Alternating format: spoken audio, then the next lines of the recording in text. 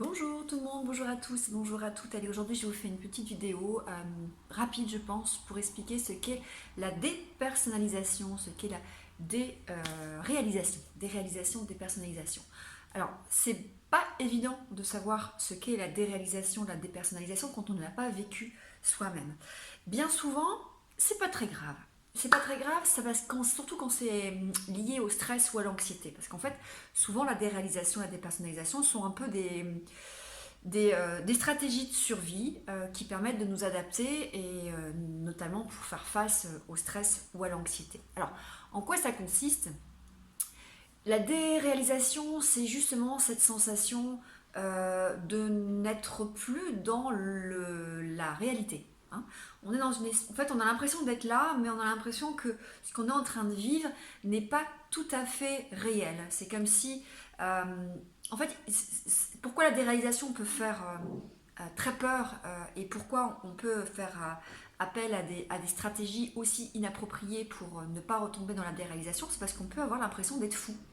On a l'impression en fait qu'on est en train de perdre la raison, qu'on est dans une espèce d'environnement, d'univers qui n'est pas la réalité. D'accord?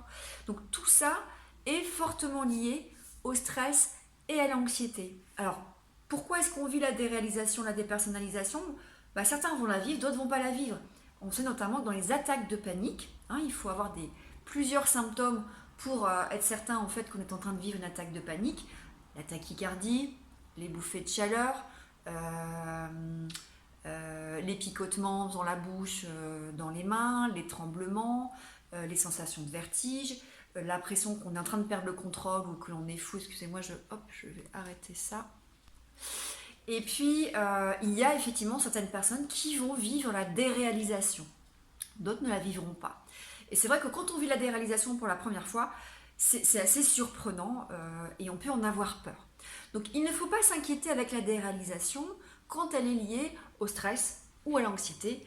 Et dans ce cas-là, il faut d'abord apprendre à gérer ces crises d'angoisse, son stress avec toutes les techniques qu'il existe aujourd'hui en thérapie, que sont la relaxation, la cohérence cardiaque, la diversion, s'occuper, faire des activités de flow, etc., etc. Alors, la déréalisation, elle peut aussi parfois accompagner la dissociation, notamment quand il y a eu aussi des traumatismes. Alors la dissociation, c'est un peu différent. La dissociation, c'est un peu séparé, c'est un peu mettre d'un côté son corps et de l'autre ses pensées, ses émotions, pour se protéger d'un trauma. Quand il y a eu des gros traumatismes, des viols,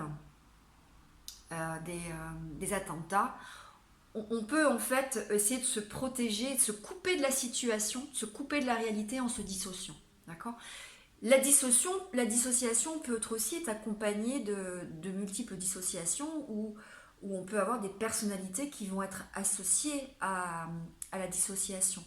Et quand on va retrouver dans le moment présent un déclencheur qui va nous rappeler une situation traumatique du passé, on va revivre la situation dans le moment présent exactement de la même façon, avec l'intensité émotionnelle, avec les mêmes émotions que celles qu'on a ressenties dans le passé.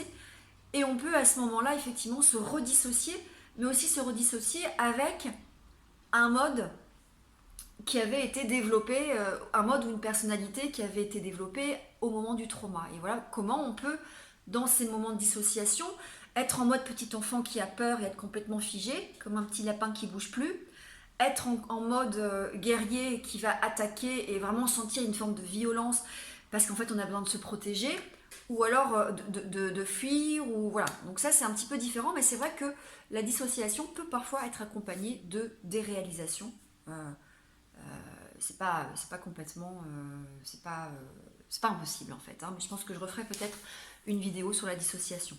Voilà, donc je voulais vous expliquer un peu la déréalisation. Donc si vous vivez vous-même ces phénomènes de déréalisation, essayez d'aller voir un thérapeute pour savoir, peut-être c'est juste lié à une angoisse, une attaque de panique, le stress, ou si potentiellement la déréalisation, si elle arrive très souvent, c'est-à-dire que si vous vivez de plus en plus souvent la déréalisation, peut-être que vous avez développé un trouble de la déréalisation avec une peur de faire de... Comme en fait comme on fait un trouble panique, on peut faire un trouble lié à la déréalisation et la peur de faire une déréalisation. Et puis, vérifiez aussi s'il n'y a pas derrière des traumas qui pourraient expliquer une dissociation avec peut-être une association de dépersonnalisation ou de déréalisation. J'espère que j'ai été claire parce que j'ai l'impression que je me suis un petit peu embrouillé les pinceaux sur cette vidéo. Voilà, prenez soin de vous, à très bientôt.